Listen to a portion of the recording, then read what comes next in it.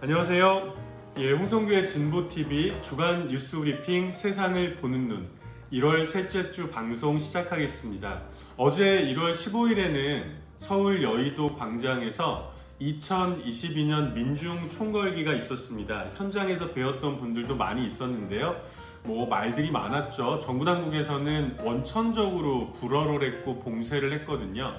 그래서 도심에 임시 검문소까지 설치를 해놓고 봉쇄를 하려고 했는데 노동자, 농민, 여성, 청년, 청소년들까지 각계각층의 민중들이 서울 여의도 광장에 모였습니다.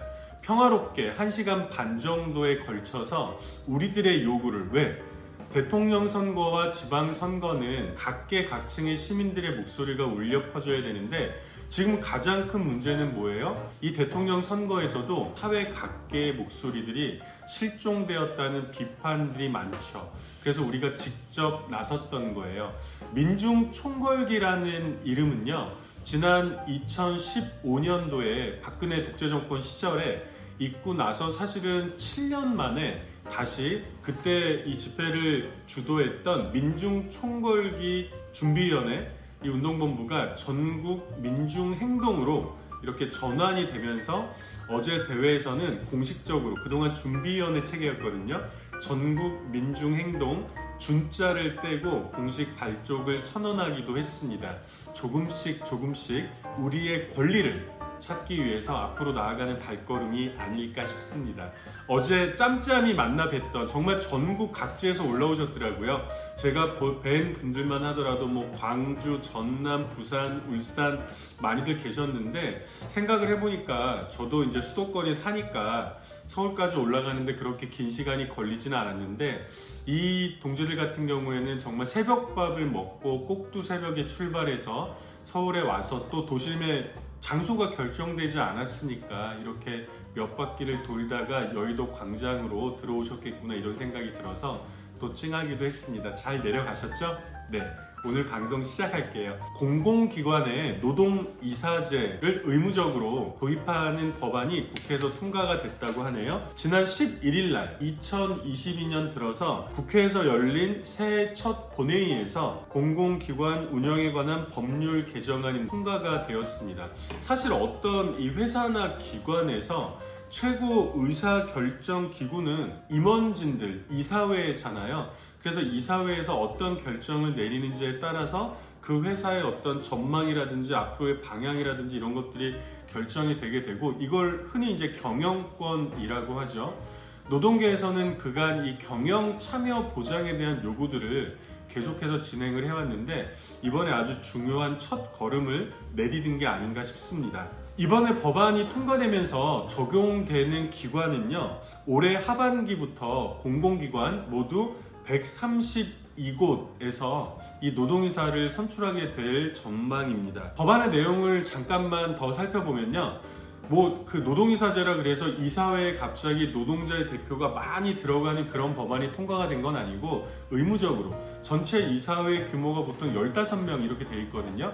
그 15명 중에서 최소한 1명은 노동조합이 추천하거나 노동자들을 대표할 수 있는 이사가 들어가야 된다. 이런 취지로 법안이 개정이 되었습니다. 이 노동이사제는 문재인 대통령의 공약이기도 했고요. 지난 2020년에 대통령 직속 경제사회노동위원회에서 법 개정을 국회에 건의했던 이런 내용이기도 합니다. 사실 여러 가지 한계가 있을 수는 있어요. 왜냐하면 처음 시도를 하는 거니까. 그러나 출발로서는 특히 그동안 경영 참여를 끊임없이 요구해왔던 노동자들의 입장에서는 중요한 걸음이 아닐까 싶어요. 게다가 아시다시피 이번 대선에서 좀 도드라졌던 게 그 재난지원금 문제 때문에 대한민국이 기획재정부의 나라야? 또 이런 얘기까지 나왔잖아요. 특히나 공공기관이나 준공공기관 같은 경우에는 기획재정부의 입김이 굉장히 센 곳이거든요. 여기에서 우리 노동자들의 정당한 목소리들을 어느 정도 대표할 수 있을지 사실은 궁금하기도 하고 우려가 되는 지점도 없지 않긴 하지만 이렇게 또 출발하는 거 아니겠습니까? 그래서 좋은 소식이라고 합니다. 현재 이 공공기관의 노동이사제가 전혀 없는 거는 아니에요. 자료를 보니까요, 현재 지방의 공기업 70여 곳 정도에서 100여 명의 노동이사들이 활동 중이라고 합니다. 이 노동이사는 근데 단 한 명으로 뭐 극소수이거나 비상임이기 때문에 당연히 지위나 권한의 한계는 많이 있다고 해요. 뭐 특히 이제 이사회에서 안건을 올릴, 부의할 권한은 없고 발언권 정도가 있기 때문에 뭐 자칫하면 거수기 정도에 그치는 경우도 많다고 하고요. 그리고 이제 현재 부산교통공사에서 노동이사로 또 일하고 있는 김태진 이사가 스스로 뭐라 그랬냐면 노동이사는 투명인간이다라는 표현을 또 쓰기도 했습니다. 노동이사제가 제대로 안착되기 위해서는 여기에 상응되는 활동 지원이나 제도상의 지위가 보장이 되어야 된다 라고도 이제 좀 제언을 하기도 했는데, 실제로 어렵게 시작된 이 노동이사제가 출발부터 투명 인간이 되지 않도록 법 제도적인 후속 정비들을 많이 해야 될 것 같습니다. 물론 뭐 이제 또 난리가 났어요. 어디서 난리가 났겠어요? 경영계 쪽이죠. 그래서 원래 이제 이번에 통과가 된 건 공공기관이나 준공공기관 여기서 출발을 하자는 거잖아요. 근데 경영계에서는 벌써 뭐 한국경영자총협회에서는 바로 이날 입장문을 내고 노동이사제가 민간 기업에 도입될 경우, 당연히 이제 공공기관부터 시작이 되면 민간으로의 확산도 고민을 하고 있겠죠. 미리 쐐기를 박겠다는 거예요. 그래서 민간 기업에 도입될 경우에 한국의 시장 경제에 큰 충격과 심각한 부작용이 발생할 수 있다. 향후에 민간 기업 확대 입법으로 이어지지 않도록 해야 된다라고 쐐기를 박았네요. 참 저는 이해가 안 되네요. 한국의 시장 경제에 큰 충격과 심각한 부작용이 발생할 수 있다. 어떤 충격과 어떤 부작용이 발생한다는 것일까요? 예를 들면 노동자들이 조금 더 건강하고 행복하고 안전하게 살 수 있는 사회가 기업의 입장에서는 사회 전체를 보더라도 훨씬 더 좋은 사회인 건 당연한 이야기이죠. 그 길로 가는 과정이라고 생각을 하고 있고요. 뭐 경영계나 이런 얘기 많이 했을 때 이들이 또 금과 옥조처럼 또 떠받드는 게 뭐 선진국의 사례, 뭐 OECD 어쩌고저쩌고 이런 얘기 하잖아요. 근데 대부분의 나라들에서는 특히 선진국일수록 노동자들의 경영 참가를 제도적으로 보장하는 곳이 굉장히 많이 있지 않습니까? 이런 사례들은 다 모른 척하면서 큰 충격이 올 거야. 제가 볼 때는 큰 충격이 올 것 같은데 아주 좋은 충격이 올 것 같습니다. 그래서 외국의 사례도 잠깐만 살펴보려고 하는데요. 예를 들면 이 노동자들의 경영 참가 제도가 가장 발전한 곳은 독일이라고 해요. 이 독일에서는 최고 의사 결정 기관이 감독회라는 곳이 있는데요. 이 감독회에서는 종업원 대표가, 즉 노동자 대표가 전체 구성원의 절반 가까이까지 들어간다고 합니다. 물론 여기에는 이제 다양한 직종의 대표자들이 비례로 참가하게 돼 있고 의견이 반반으로 갈리면 최종 의사 결정권은 경영진 대표인 감독회 의장이 내리게 돼 있다고 해요.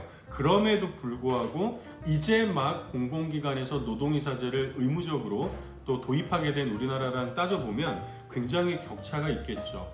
이 독일에서 노동자들의 경영 참가 문제로 인해서 뭐 큰 사회적 혼란이라든지 충격이 있었다는 얘기 들어보신 적이 없으시죠? 경영계에서 우려하는 것은 삑 기후에 불과하겠습니다. 이번에 처음으로 도입된 노동이사제가 뭐 전체 15명 중에 1명이긴 하지만 뭐 앞으로 훨씬 더 확대가 될 수 있도록 좋은 방향에서 잘 이어질 수 있기를 기대를 해보겠습니다. 두 번째 소식은 정치 소식인데요. 아마 우리 방송에서도 몇 차례에 걸쳐서 다뤘을 거예요. 올해 대선을 내다보면서 사실 우리가 가장 주목해서 봤던 것은 진보 진영에서 이 대선 후보 단일화, 단결이 좀 이루어질 수 있을 것인가 라는 측면을 좀 눈여겨봤는데, 원래는 작년까지 해서 이렇게 결론을 내리려고 했던 게 최종적으로 지난 1월 10일 날 민주노총과 5개 정당과 그리고 대선 후보 출마를 선언했던 한상균 후보 측 이렇게 해서 논의를 했지만 최종적으로 무산이 되었다는 안타까운 소식을 또 전해드리기도 했습니다. 그런데 이제 그로부터 이틀 후인 12일 날 한상균 대선 후보가 사퇴를 했더라고요.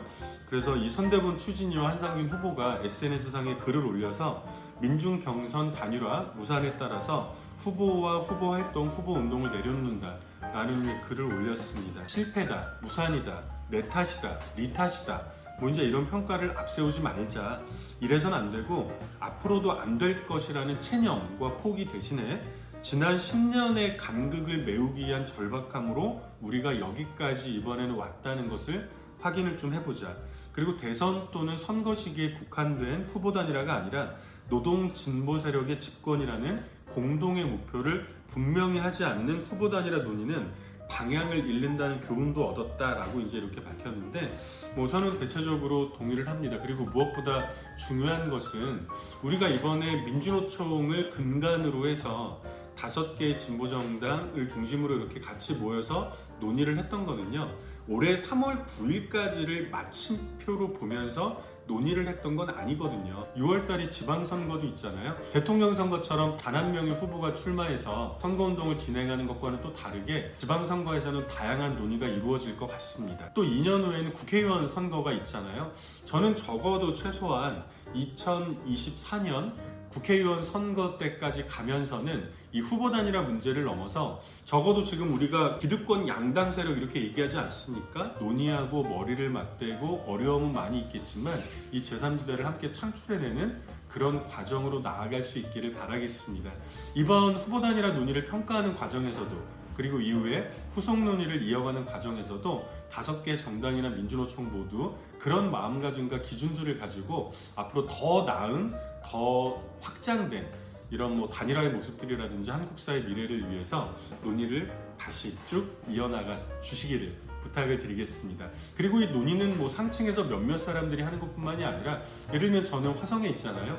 화성에서도 진보당뿐만이 아니라 진보당, 정의당, 녹색당, 노동당, 사회변형 노동자당 등등 수많은 이 단위들이 지역에서부터 부문에서부터 함께하는 연대의 기풍들을 높여나가는 것도 굉장히 중요하다고 생각을 합니다.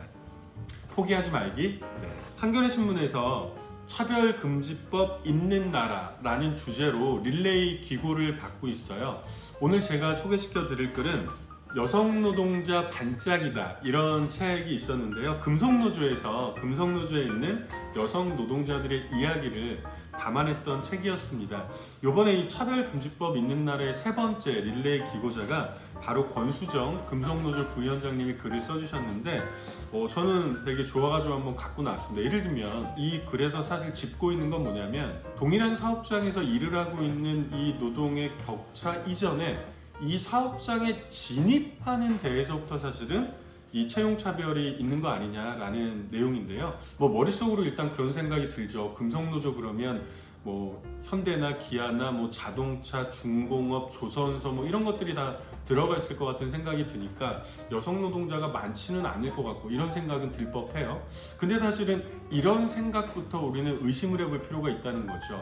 왜 자동차를 만드는 공장에서는 여성은 적지 않을까? 이 속에는 또 뭐가 있는 거예요? 여성 노동은 적합하지 않은 노동이라는 이 생각이 깔려 있는 거잖아요. 이건 과연 옳은 생각일까? 라고 하는 문제 제기를 하는 글인 거죠. 18만 조합원이 가입되어 있는 전국 금속노동조합의 소속 사업장 노동 현장에서 수행되는 일 중에서 여성이 못하는 일은 단 한 공정도 없다. 그런데 여성은 6%밖에 없다. 채용에서부터 차별의 벽이 있기 때문이다. 좁은 취업의 문을 운 좋게 통과해서 입사하면 생산 현장에 기계, 설비, 공구 모든 것이 남성의 몸을 기준으로 설계되어 있다. 예를 들어 나보다 키가 큰 사람이 운전하던 자동차의 키를 받아서 내가 운전을 할 때 먼저 시트와 미러 등등을 내 몸에 맞게 조정해야 편하게 운전할 수 있다. 그 조정을 하지 않고 운전을 하면 불편한 걸 넘어서 매우 위험할 수도 있죠. 이런 불편과 위험을 날마다 겪으면서 여성들은 일하고 있다. 이런 불편함이 여성들의 건강에, 여성 노동자들의 건강에 어떤 영향을 미치고 산업재해에 어떤 영향을 미치는지는 연구된 바도 없고 통계도 없다. 소수의 여성이 있는 사업장들은 여성 화장실이 부족하거나 멀리 있는 경우가 있다. 쉬는 시간이 줄어들고 촘촘히 짜인 노동시간은 너무 멀리 있는 화장실을 다녀올 시간조차 허용하지 않아서 방광염이나 신우염에 걸리기도 한다. 화장실 다녀올 시간이 허용되지 않는 노동자에게 밥 먹는 시간은 허용이 될까? 노동조합 만들어서 이제는 시간에 쫓겨 허덕이며 일하지 않아서 화장실도 편하게 다녀오고 허겁지겁 밥 먹지 않아서 좋다고 말한 여성 조합원이 있었다. 이런 내용들이 좀 들어있거든요. 우리가 정말 근본적으로 생각을 한번 해볼 필요인 것 같습니다. 직업과 관련해서도 어떤 성차별적인 이런 요소를 많이 없애자고 하면서 생산직 노동자들은, 금속 노동자들은 여성에게 적합하지 않은 건 아닐까? 라고 있는 생각이 있다면 이것 또한 뿌리 깊은 편견이라는 거죠. 왜요? 금속노조의 생산 현장에서 일을 하고 싶은 여성들은 충분히 있을 수 있고 현재에도 있기 때문인 거죠. 이 편견의 출발에서부터 이 성차별 현장들이 구축이 되고 단단해지고 있다는 것이죠. 우리는 여기에 날카로운 칼을 들이댈 필요가 있다는 거겠죠. 한번 그 스스로들도 돌아보면 좋겠어요. 서울의 양천구에 있는 진명 여자 고등학교 학생들이 그 군인들에게 위문 편지를 썼는데 이 위문 편지의 내용들이 뭐 굉장히 좀 황당해가지고 이게 이제 SNS상에 사진으로 올라왔다는 소식은 들어보셨을 거예요. 그래서 이와 관련해서 많은 소식들이 아니 요즘에도 위문 편지가 있어? 예, 저도 생각해 보니까 저는 이제 초등학교 아니고 국민학교 다녔는데 국민학교 4학년, 5학년, 6학년 내내 위문 편지를 썼던 것 같아요. 국군 장병 아저씨께 보통 이렇게 시작하잖아요. 그리고 이맘때 좀 추울 때 연말에 썼던 것 같은데 이와 관련해서 여러 기사가 나왔는데 제가 가지고 왔던 기사는요. 경향신문의 칼럼이에요. 제목이 그때도 틀리고 지금도 틀렸다 라는 제목으로 오수경 자유기고가가 올렸던 그 칼럼인데요. 편지 내용의 적절성 여부를 떠나서 이들의 편지 시위로 우리는 낡은 관행의 적절성을 따져볼 수 있게 되었고 잘못된 관행이라면 바꾸거나 폐기하자는 논의로 확장할 수 있는 기회를 가지게 되었다. 위문 편지를 자발적으로 쓴다면 문제가 아니다.